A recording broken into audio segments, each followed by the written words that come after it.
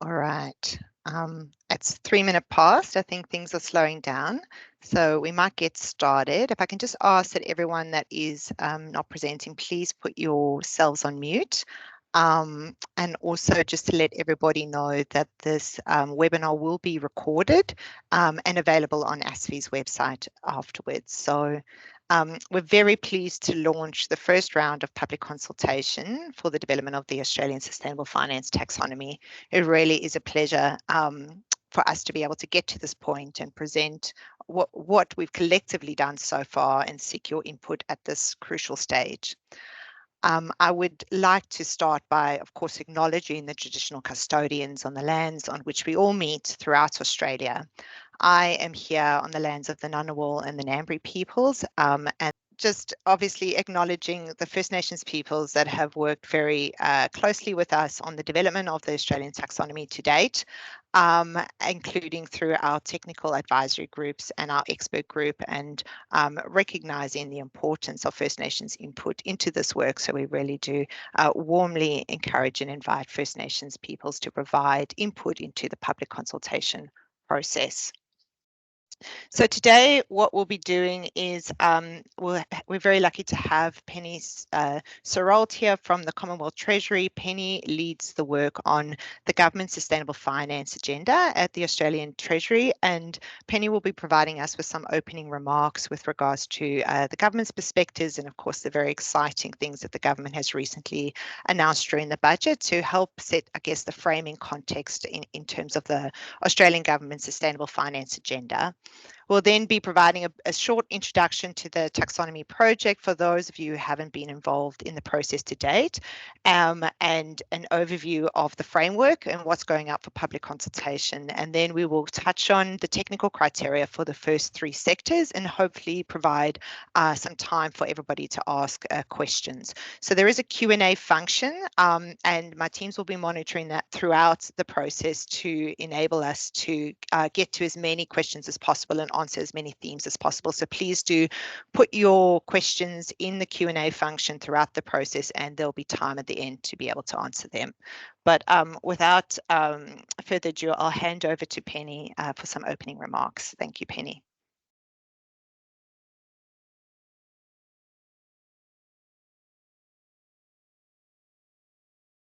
You're on mute, Penny. Sorry.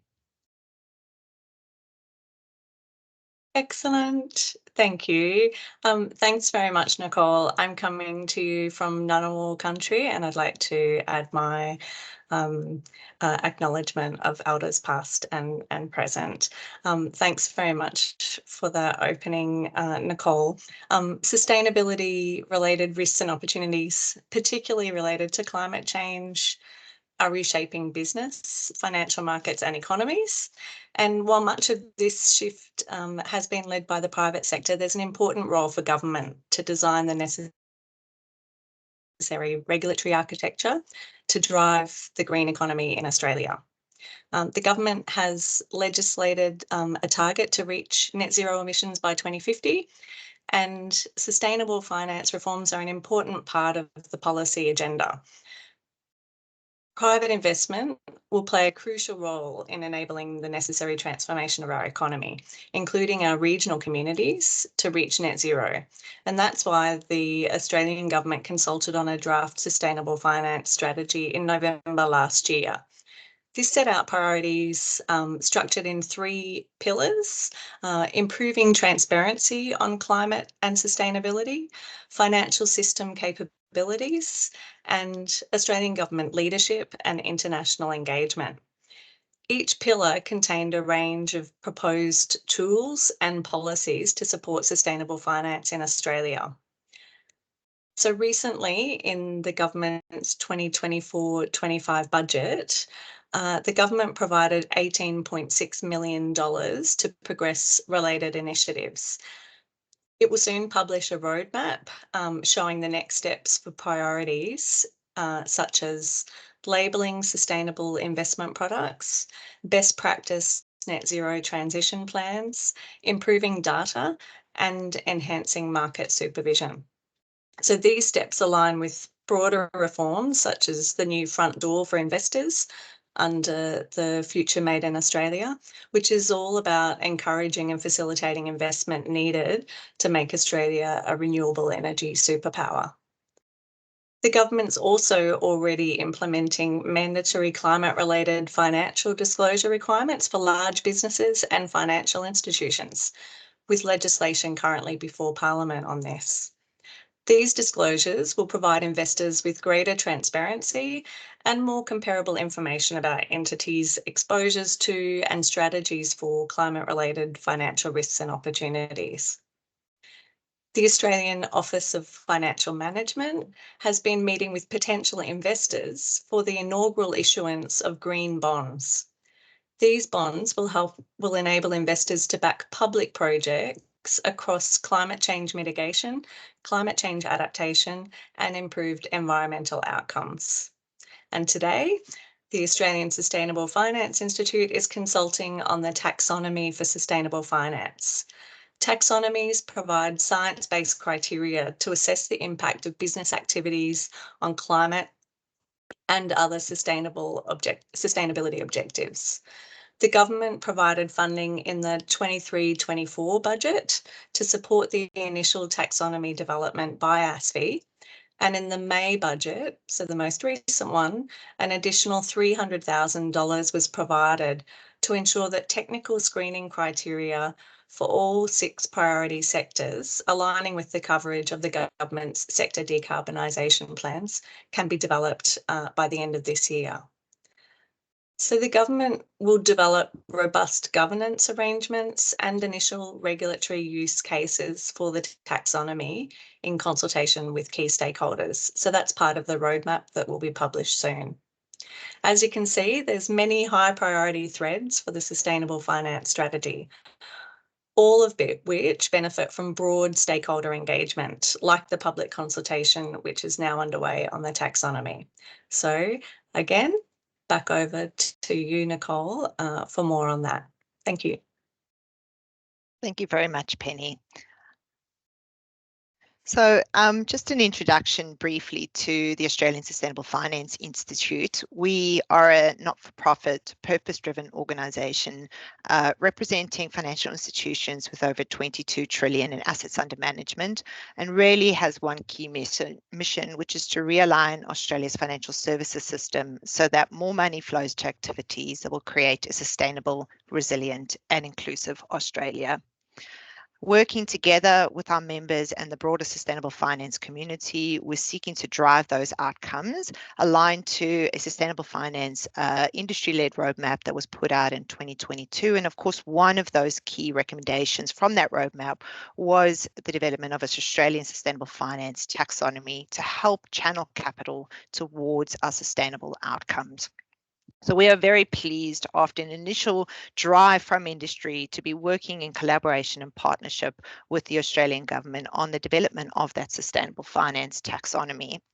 We are not doing this alone, and it's really important to understand that we are doing this in collaboration with industry across the board. So this kind of elaborate spider diagram, which is also on our website, sort of explains in a snapshot the really diverse range of input that we're receiving at different levels as we shape up the content that will be going up for public consultation. ASFI, which sits in the middle, acts as a secretariat, working with our key partners, the Climate Bonds Initiative and other technical experts to shape up the technical inputs, which really we get key input from advisory groups, as well as oversight and our ultimate endorsement from our technical expert group.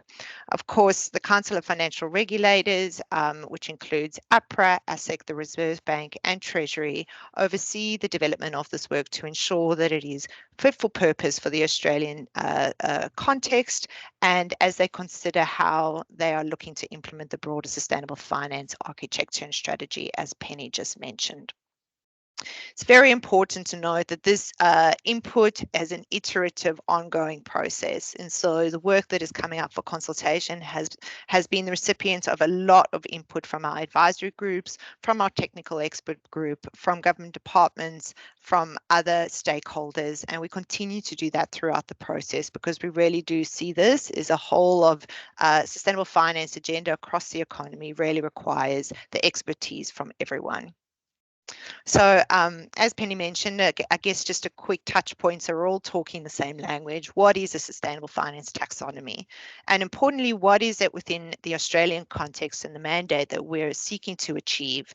So as part of the terms of reference with the Council of Financial Regulators, really we're looking to develop a taxonomy that seeks to do two things.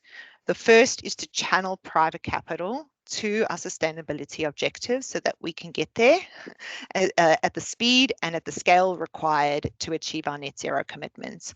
And so Australian Sustainable Finance Taxonomy helps to do this by enabling the financial services sector, companies, investors, and even the broader community to really assess whether the economic activities that they're engaged or investing in is aligned or contributes to that net zero outcome, and in order to be able to allocate that capital. Importantly, and I guess it's the flip side of that, is without this clear set of definitions, really you have a situation where there is not a lot of understanding or common agreement on what is green and what isn't. So sustainable finance taxonomy is really there to provide rigor and robustness in the market with regards to sustainability credentials in order to stamp out things like greenwashing. Greenwashing really leads to inefficient allocation of capital, and what we want to do is level the playing field so that those who are investing in green and claiming green are really channeling capital in the right direction. Also, again, really importantly, what a taxonomy is not. So a taxonomy definitely does not tell financiers what they can or cannot invest in. It's really important to understand that all legal activities in Australia can access capital subject to any individual financial institution's own lending risk appetite. Investors make capital allocation decisions every day based on the risk-adjusted returns and the opportunity aligned to their own mandate and their portfolio, and the green credentials and aligning and allocating capital in accordance with certain outcomes is one of the many factors. But what the Sustainable Finance Taxonomy helps to do is really create rigor in terms of what is labelled green so that those capital allocation choices are informed ones. And then very importantly, I guess, is that you will see the Australian Sustainable Finance Taxonomy is underpinned by net zero, science-aligned net zero scenarios, both international scenarios and Australian scenarios from credible outputs like CSIRO, ClimateWorks and others. We are taking a science-aligned approach because we need to develop and create criteria for activities on an activity-by-activity basis.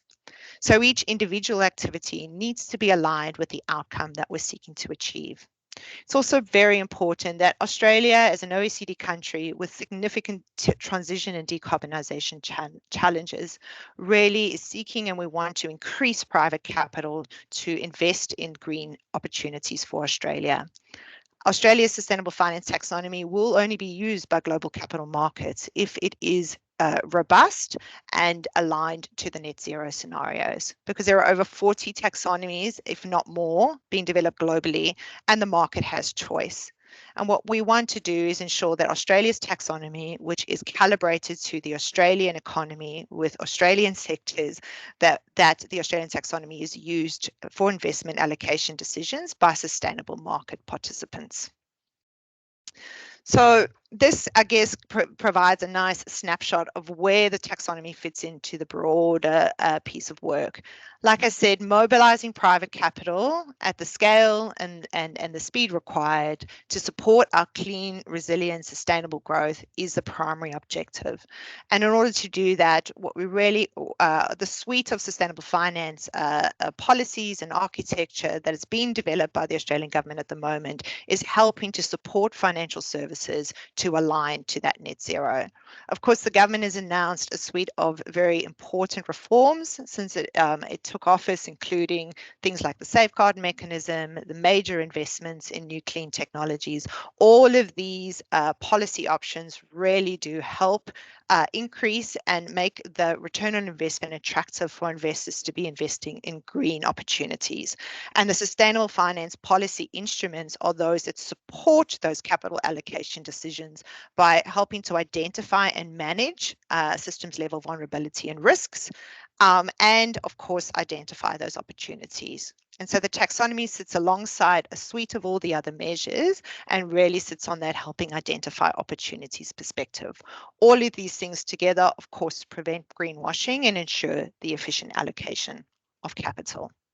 And then lastly, of course, the Australian government is developing strong sector decarbonisation plans, which will help the Australian economy as a whole transition to net zero. The taxonomy, on the other hand, is looking at activity by activity basis, helping people to assess on each activity level whether their investment in that activity is aligned to the net zero outcome. Both of these things are seeking to achieve the same outcome. And of course, there are different levers, one at a policy and whole of economy level and one at an activity level. But ultimately, they are very complementary because the more the private capital can channel towards the activities that are driving the outcome, it will ensure that we get to the end of our plans in a quick and efficient way. So briefly, the Australian Taxonomy Framework. This slide in front of you is what we will be going out as a whole, what we will be developing, and the two areas with the orange boxes is what we will be consulting on during this period of public consultation. So there will be elements of this taxonomy which are not out for public consultation yet, but which will be in the next round. And then there are key elements that we're going out to consult on now. But if you look at this diagram, this is really, I guess you could say, the taxonomy on a page, the plan on a page. And really the taxonomy is made up of key elements. So the first is the sustainability objectives that the taxonomy is seeking to drive. So there are 6 environmental objectives that will be that have been identified and described in the taxonomy, and those are described as headline ambitions. So the headline ambitions is the descriptor of the outcome we are seeking to achieve. It is the end goal for each of those sustainability objectives. You can say a bit of a vision statement, and the descriptor of those 6 environmental objectives as headline ambitions will be out for public consultation. For those of you who have been following the process, we put out 2 methodology papers at the end of last year. The one methodology paper described the process and that we took towards the development of the headline ambitions and towards the development of the do no significant harm and core social safeguard criteria. And so if you want to understand how we got to those 6 headline ambitions, I would encourage you to have a look at that methodology paper. But really we'll be seeking your input as to whether we have calibrated those headline ambitions correctly, aligned to the core principles of credibility, usability, interoperability, and prioritization for impact. We, of course, then we are then identified the sector coverage. So there will be 6 sectors that will be developed in the taxonomy. We are going out for public consultation for 3 of those 6 sectors, identifying economic activities across those sectors, and then assessing whether those activities are eligible as either green or transition in the taxonomy. So that's an additional filter to say whether this activity is eligible to be included in the taxonomy. Again, I note this doesn't mean your activity is eligible for finance. It is just whether it is eligible to be claimed as green or transition in accordance with alignment with the taxonomy. Once those activities are assessed as eligible as either green or transition, then of course we are developing technical screening criteria. This is like what we call performance criteria. It is at an activity level. It describes the performance that you need to meet in order to either be green or transition, and that performance will be based on whether the activity makes a substantial contribution to climate mitigation. So the first environmental objective. The technical criteria for the first 3 sectors will be out for public consultation. We will also be developing do no significant harm criteria, which ensures that if you're driving climate mitigation outcomes, that you are not doing significant harm to any of the other environmental objectives. And we are building core social safeguards in the taxonomy. These will be out during the second round of public consultation. So the 6 environmental objectives for the Australian taxonomy are climate mitigation. This is the primary objective, and this is the one that we will be developing technical criteria for at an activity by activity level. But the other environmental objectives are adaptation and resilience, pollution prevention and control, biodiversity, ecosystem protection, protection of water resources, and transitioning to a circular economy. So the headline ambitions or the descriptors of all 6 of these will be out for public consultation. And then the technical screening criteria for the first 3 sectors for climate mitigation will also be out for public consultation. The 3 sectors that are going out for public consultation is electricity, generation and supply, minerals, mining and metals, and construction in the built environment. So next iterations of consultation, we will also be developing criteria for manufacturing and industry, transport and agriculture and land. So they might be, as we sort of describing the coverage in this round of consultation, you might ask questions like, oh, where does green hydrogen fit in, or where does something else fit in? This will, most of those things that are kind of linked to some of the primary activities around energy or mining will in fact be developed during the next phase, which is in the manufacturing and industry. So just to let you know in advance. And then, like I said, we take all the activities across those 3 sectors. We use the methodology definitions for green and transition activities to filter whether they will be eligible for inclusion in the taxonomy, and then develop the performance. And just a reminder for those that haven't been involved in the process to date, the green and transition methodology is really looking at a definition of transition that is forward-looking. So we are looking at what we need to transition towards rather than looking at the transitioning away from certain activities. And in order to be eligible for the transition category, we have assessed the nature of the activity as having a continued role in a net zero post-2050 economy. That means that there are actually no low carbon emission alternatives to substitute your activity at this stage. You can technically be decarbonized, even if that decarbonisation is not economically feasible yet, but we want to be channeling capital to ensure that economic feasibility happens and you're able to, that activity is able to contribute. And of course, we can mitigate the risk of locking in future high carbon assets. So based on those qualification criteria, you are either then deemed eligible for green or transition in the taxonomy. And then lastly, the core social objectives. So we have 3 core social objectives that we will be developing minimum social safeguard criteria for. The first is elements of corporate governance. The second one is human rights. And the third one is Indigenous peoples and cultural heritage. The pillars that sit underneath those 3 core objectives are on the right-hand side. I won't go through those in details. And we are, in fact, busy at the moment, providing descriptors, streamlining those core social objectives. So that'll be out during the next round of public consultation. So I might hand over to Matteo Bogoni now. Matteo is the head of taxonomies at the Climate Bonds Initiative, which is our key technical consortium partner, and he's going to take us through the electricity sector and the built environment sector. Over to you, Matteo. Thank you, Nicole, and good morning, everybody. It's a pleasure being here with you today. My name is Matteo, as Nicole mentioned, and I'm head of taxonomies at the Climate Bonds Initiative, and we led a consortium of international partners to support the content and structure of the taxonomy.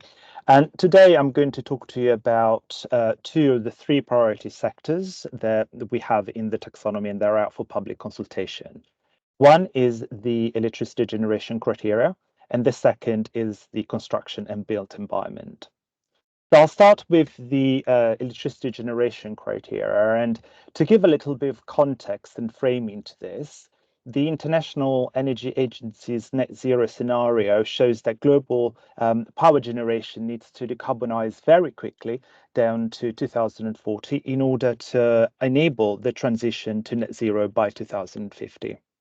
And so, as Penny mentioned, this means that the Australia sort of government goal of achieving an 82% renewable energy electricity generation by 2030 means that we need to decarbonize the grid very quickly in the country. And so what we looked at for electricity generation is really to provide a signal to the market around the big levers that we can leverage in order to achieve those policy goals. And so we obviously realized that the rate of decarbonisation of Australia's grid needs to ramp up very quickly over the next few years. And so as you could see here, we provided a breakdown of the main activities. And remember that taxonomies look at activities. So the activity is the basic unit of a taxonomy. The different activities that can provide that signal.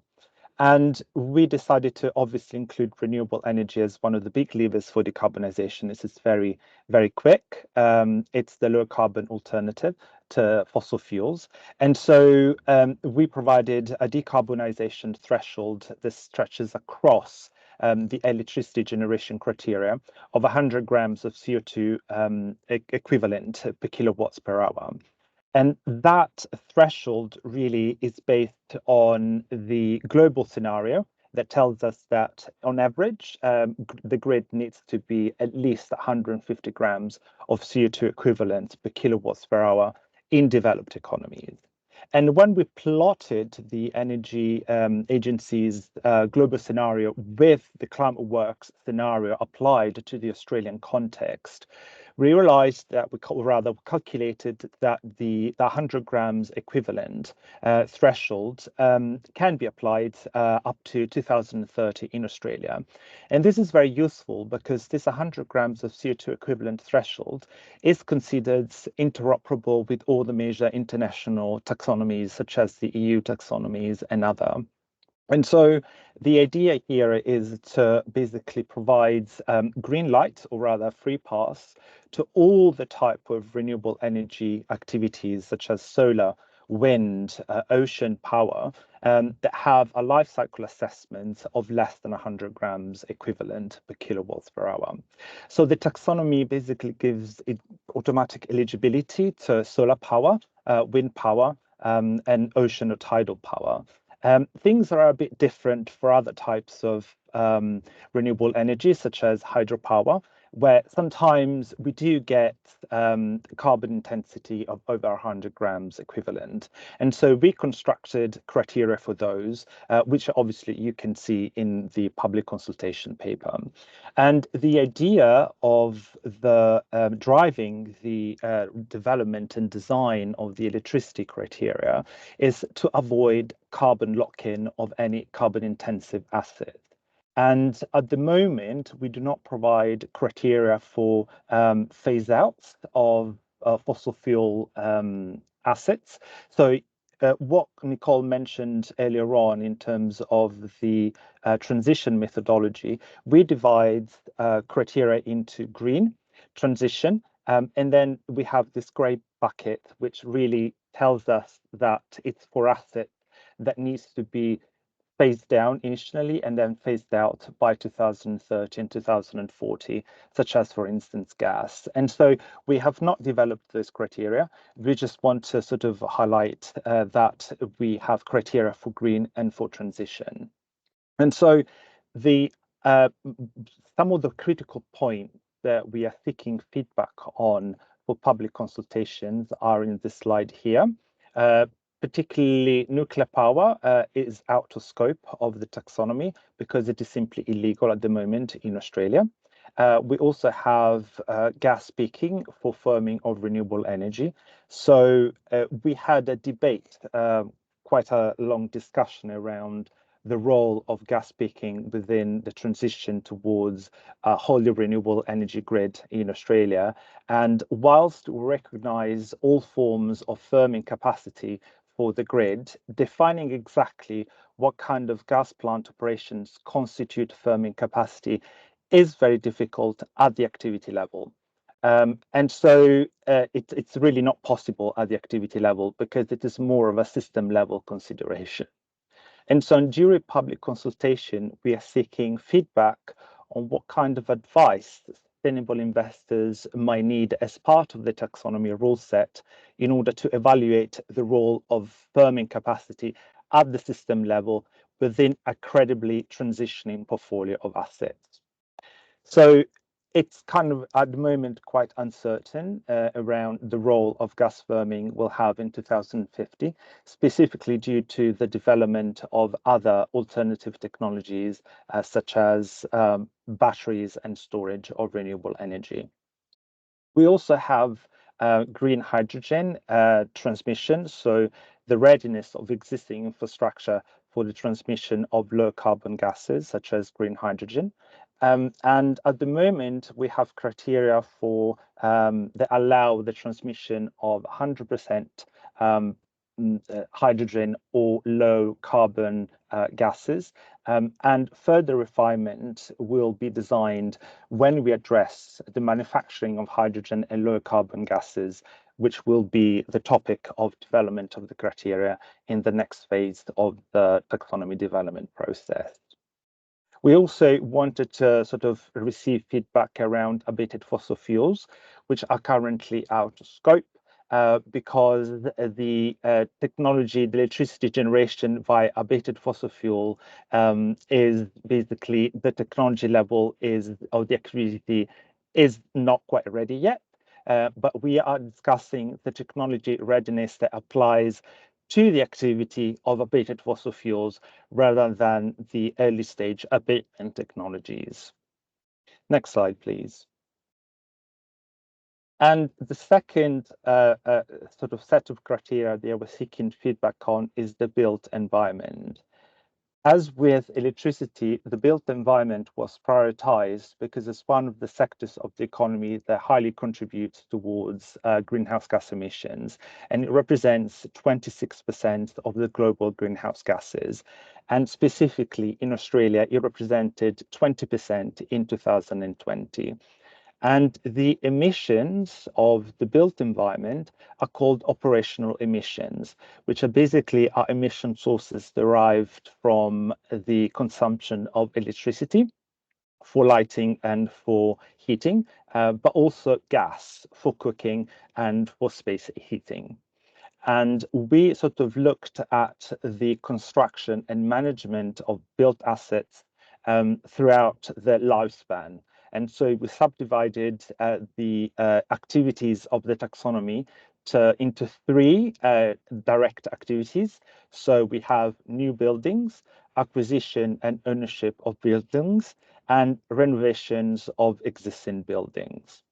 We also have what we call supporting activities, which support obviously the direct activities. And we included the installing of equipment and appliances and infrastructure supporting low emissions. So supporting infrastructure for decarbonization of the built environment.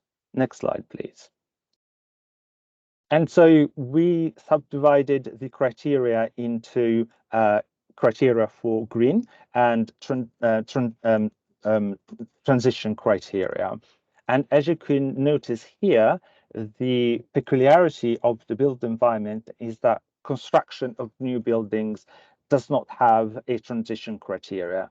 And that is because new builds lock in carbon emissions throughout the lifetime of the asset.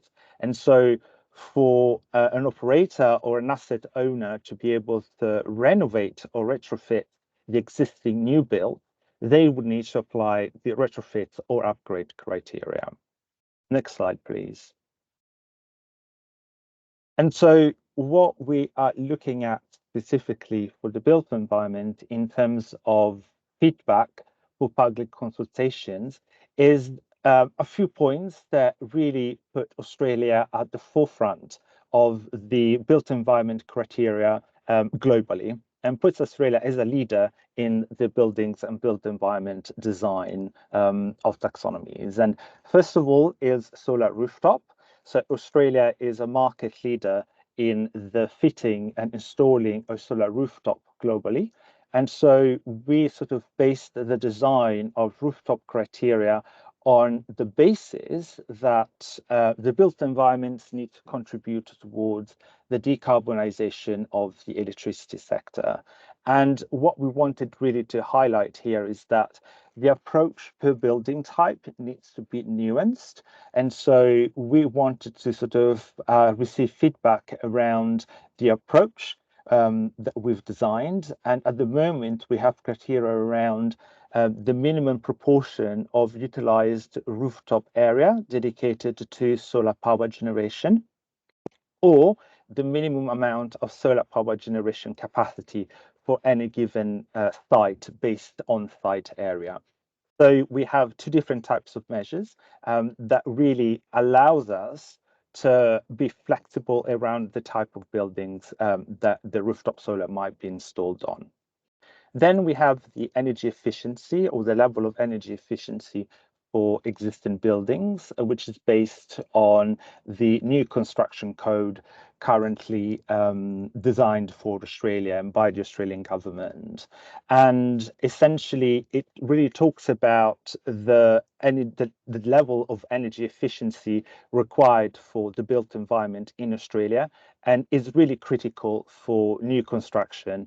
And we basically set an uplift beyond the existing new construction code of 10%, which basically is aligned with best practices internationally and with existing taxonomies and new building codes, such as the European Union taxonomy NZ requirement of 10% over NZ.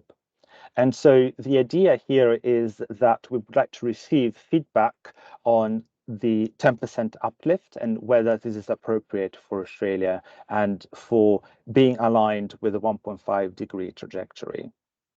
Also, we have criteria for embodied carbon and refrigerant, which are basically going to start 2 years after the publication of the taxonomy on the 1st of January 2027. So we have a sunset date for both embodied carbon and refrigerants. And this is because we wanted to make sure that the industry is actually ready to report and to verify against the requirements of the taxonomy, given that it's actually currently quite hard to determine the level of both embodied carbon and refrigerants. And then finally, we wanted to sort of highlight that we are currently working on a set of proxies.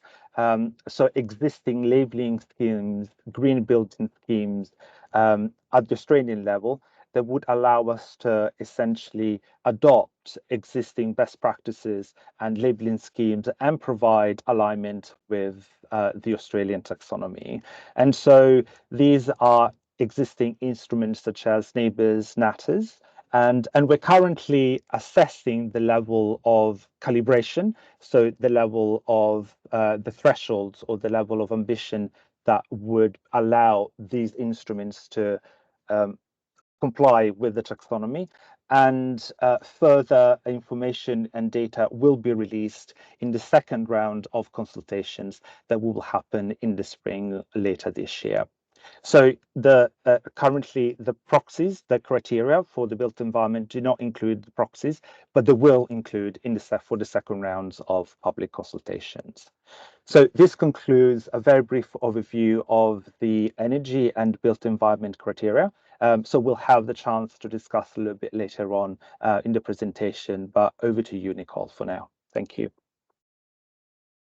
Thanks, Matteo. So I'll quickly move through the third sector, which is the mining sector criteria, and then open for questions. So I appreciate if people want to start putting questions in the chats or have already been doing so.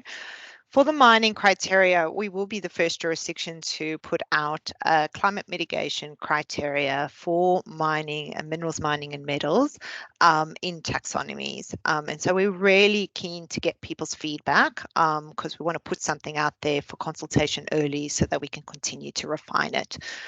Historically, the sector has not been included in taxonomies, but of course, I think for many of you who know on the call, the sector is absolutely crucial both for the Australian economy, but importantly, as this slide shows, is that the projected demand for minerals up to 2050 is going to demonstrate exponential growth as we shift towards a net zero future. And so while many mine site activities currently represent quite a small proportion of emissions, those, if we do not look and identify sustainable pathways, those emissions will grow as a proportion of overall emissions as demand for these activities grows. So it's very important, both for Australia but also globally, that as demand for these activities grow, that there are clear sustainable pathways for investment in these. Of course, there is a large list of critical and other types of minerals that can be identified in the taxonomy, and we need to start somewhere. So we have selected an initial list of minerals and metals for consideration in taxonomy. This is not the only list. There is opportunity to look to expand that beyond this initial list, even within this development phase of the taxonomy, and of course beyond. But we needed to start somewhere. So firstly, in terms of the sector and activity boundaries, so what is defined as the mining sector and activities, and where does that cross over to sort of refining and processing? We did use the ANZ codes and the boundary lines that they describe as a starting point, looking at what other international taxonomy developments and others are doing, and have come up with a mine site boundary that excludes refining and processing that will be dealt with in the manufacturing and industry criteria. So really, if you look at the taxonomy as a whole over the different sectors that will be developed, it's almost a bit of a modular approach with certain activities identified for mining, and others it will be for refining and processing going forward. Of course, in terms of selecting the minerals, we looked at the activity's role in the transition as a key sort of prioritization for impact and the importance on the Australian taxonomy. So the first four elements that will go out for public consultation that we've developed criteria for are lithium, nickel, and copper. These are either both critical or strategic minerals for Australia, and all have a very important role, not only in Australia economy and as a huge growth market for us, but also in the clean energy transition. And then, of course, iron ore, while it is neither strategic or critical, it is a vital mineral for the Australian economy. We are the world's largest iron ore producer. It is also an essential component in all technologies and infrastructure for the clean energy transition, for example, wind turbines, batteries, green buildings, and of course, is set to continue to grow out to 2050, and so important that we define as well. So we have proposed both transition and green criteria for all four of these minerals and metals. For copper, lithium, and nickel, we have got a automatic list of investable measures as transition and emissions performance thresholds and pathways for green. For iron ore, we have automatically list of measures for transition coupled with scope 3 requirements, and I'll talk a little bit about that now. And for the green, due to data constraints, we have taken a slightly different approach to defining green with also a scope 3 requirement. So for the measures, really what we're seeking to do is ensure that we are able to attract, identify and incentivize capital into key investable measures on the mine site that will help to decarbonize the mine site. Each of these measures, if invested at the right scale, has got the potential to really be a significant decarbonization lever. And so we want to make capital allocation to this as efficient as possible and ensure that these big decarbonization levers are taken up. We are proposing a materiality threshold, so you can't sort of invest in the decarbonisation of one truck, for example. You need to sort of look at a materiality threshold, but of course this is open for public consultation and we're seeking people's feedback on this. For the green threshold, we have taken the top performing mines as a percentage, so at the top 20% based on global data that we've been able to get our hands on. And then looking at a net zero trajectory, what that threshold needs to comply with along the trajectory out to net zero. We are taking a step-based approach to the threshold in order to ensure that meeting the green threshold is usable. So looking at things like the typical capital allocation timelines, the CapEx program timelines, looking at the potential supply chain constraints of being able to invest and deploy those technologies, and of course stability of the threshold for usability purposes. And again, this will be out for public consultation. And then lastly, for iron ore, so you have the measures-based approach and we have detailed criteria for green. In addition to that, we are proposing a scope 3 requirement for iron ore. Iron ore is a very particular use case. Its downstream emissions associated with iron ore far exceed iron ore mining. So it's around over 90% of all greenhouse gas emissions are actually occurring outside of the mine site. And the different advisory groups and technical expert group in particular were of the strong view that scope 3 requirement was necessary if you would like to call your mine site green. This is also very in line with looking to incentivize both the tracking of supply chains up and down the different scopes, which of course is something that will be coming into effect with the climate disclosures legislation, but also incentivizing the downstream decarbonisation of things like green steel. And so the criteria that we'll be proposing here is for green, there'll be a stringent equivalent to a threshold criteria. Unfortunately, we didn't have the data to be able to do those thresholds, but equivalent threshold criteria plus we're proposing quite a stringent scope 3 requirement at this stage. So looking at actually supplying green steel producers or supplying to entities that have got strong commitment to decarbonize aligned to a net zero pathway. And for the transition, there is the key measures similar to the others, but with a scope 3 requirement to have a plan in place covering your scope 1, 2, and 3 emissions and a commitment to reduce scope 3 emissions. Again, we very much welcome people's feedback. Like we said, we are the first to come out and put this forward and are very much looking forward to receiving feedback both on all elements of this and the other criteria. So we'll open up for questions now. Just to highlight, consultation will be open for 5 weeks until the 30th of June. So it opened this morning. You can go onto the ASFI website. There is a survey. We ask people to please provide their input through the survey. You can download the questions and work on them offline if you would like. We really do seek and encourage feedback all the way through. We are also engaging with various different industry organizations and peak bodies to ensure that we get out there for public consultation, having workshops with key constituents across the next 5 weeks. And then, of course, once we receive the public consultation, we will continue to work and refine this and work on the other elements. We will be going out again in Q4. So this will not be the last time that you have an opportunity to provide input on this particular set of criteria. But of course, in Q4, we will also be going out for additional. So I might leave it there and I'll hand over to Grace. Grace has been curating all the questions and welcome that. Thanks. Thanks so much, Nicole. And thank you everyone for your questions.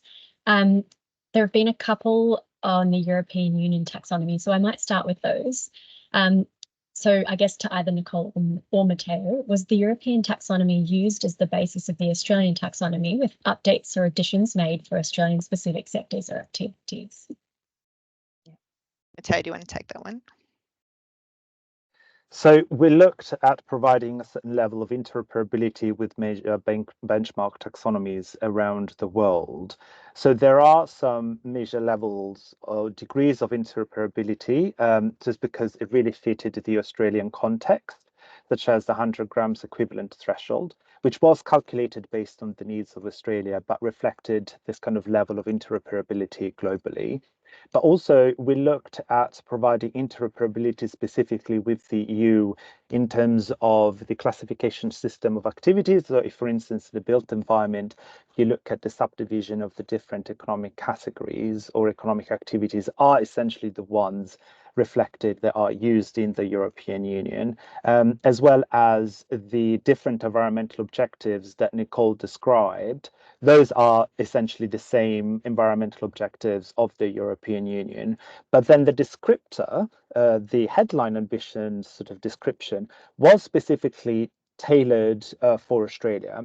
So whilst we look at providing as much as possible interoperability with the EU, looking at the same level of thresholds and whether that makes sense for Australia, we wanted to provide a taxonomy that was fit for purpose for Australia, using Australian data as the basis of our calculations, and looking at the different breakdowns of the economy to make sure that we prioritize the sectors that were essentially something that was used for purpose in Australia. So obviously interoperability with the EU, very important, but the criteria are specifically tailored for Australia. Not sure if Nicole wanted to add something on that. Thanks, Matteo. Related, and I guess drilling down a little deeper, someone has asked, to what extent has the technical criteria development to date learned from experiences with the EU taxonomy, especially regarding the classification of green and transition activities in the electricity generation criteria? Quite a lot. I mean, we thank the European Union's sustainable platform and the work that was conducted by the EU on this. And, I think that the EU also draws from the experience of other previous taxonomies, such as the climate bonds taxonomy. But yes, it's definitely something that we wanted to consider, try not to reinvent the wheel. So trying to incorporate things that made sense for Australia and that were interoperable with the EU and other international benchmarks. But to stress, to highlight, we cannot stress enough the fact that we wanted to make something, a taxonomy that is fit for purpose for Australia, for the Australian economy, and for the Australian context. Yeah, and just to add to that, and particularly the transition methodology, and that paper has been out since December, it's up on our website, actually goes into quite a bit of detail around sort of the lessons that we've learned, both from the approach taken in the EU, as well as the subsequent approach taken from Singapore, and the key learnings that we drew on that to sort of, step ahead and develop our transition methodology. So we'd encourage people to have a look at that if they are interested. And obviously, the Australian taxonomy has a different approach in terms of transition, because we sort of use this kind of layered approach of different categories for green, amber, whereas the EU taxonomy is not as explicit. So that's a big difference. Thanks, Matteo and Nicole. Nicole, I might direct this question at you. We had a question about the distinction between green and transition criteria. Can you please explain the difference between them in the Australian taxonomy context? Yeah, so green criteria are those criteria that are aligned with the 1.5 degree pathway, and so the thresholds and the performance of that activity. I guess you could say if we were in 2050 today, that the performance would be fit for purpose within that context.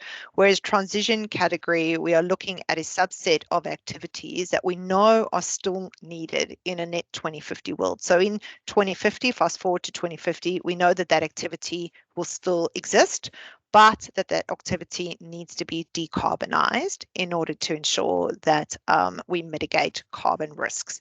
And so we are really looking at those subset of activities that we know we need to decarbonise, and where we need to channel capital to ensure that those activities are able to decouple their emissions from their productions. And an easy example of that will be steel. So we want to get to green steel. Steel is not aligned at the moment with a 1.5 pathway, but we want to find and identify that pathway in the transition category to invest in those activities. Thanks, Nicole. Another question is, will the criteria change over time, for example, to become more stringent as best practice evolves? If so, how often is this likely to occur? Yeah, It's a great question, and I think all taxonomies recognise the need for regular updates, and Australian taxonomy is no exception to that. So as part, I think, of the overall rule set around the taxonomy, there will be a proposal around cadence for regular updates, which could take into consideration changes in technology, which we know is shifting all the time. And of course, the science, the underpinning science is also changing, and so scenarios are necessarily changing, but also balancing that by recognizing that the market needs stability, and so you don't want things changing all the time. So the cadence of those updates, including things like expanding to additional sectors, etc., will be something that will be addressed in the future. But there is certainly envisaging that the taxonomy will be updated at regular intervals. And so if I can, very quickly, one of the things I think is relevant for public consultation is that 100 grams equivalent threshold is something that we have up until 2030. And so an example of how the taxonomy will change in the future is that 100 gram threshold will have to sort of change over time to reflect the level of decarbonisation of the grid. And it's something that we're seeking feedback on public consultation. So it's one of the questions in the public consultation paper. Thanks. Thanks, Matteo. A question on the iron ore criteria. Did ASFI road test the parameters for iron ore, particularly in relation to Scope 3 emissions? That is, if applied, did many meet the criteria? Given Australian iron ore is consumed by Chinese steel mills, what pathway does the Scope 3 need to meet? Australia's pathway or China's? So I think we're looking at it from the perspective of investing in an activity in the jurisdiction of Australia. So it'll be around Australian iron ore producers that will be seeking to, I guess, if they do seek to access green finance, that they will be looking to comply with this criteria. So again, this is not a requirement. This is around demonstrating alignment with green criteria. We have worked through at various technical levels the opportunity to ensure that you can actually meet this criteria. And of course, the whole purpose of the public consultation is to seek that input. So we will be actively engaging with the mining sector in particular around whether we've calibrated this criteria correctly. But really what we thought about in terms of setting that criteria out as a, I guess you could say, a straw person out for public consultation is that it is stringent, but it is achievable, and it is something that we, we're seeking input on at this point in time. All right, I'm very conscious of the time, but I might ask one more question. In the Australian framing paper, we had emphasised the importance of entity-level criteria for general purpose financing. Will the current draft taxonomy address this, or will this be addressed in subsequent iterations?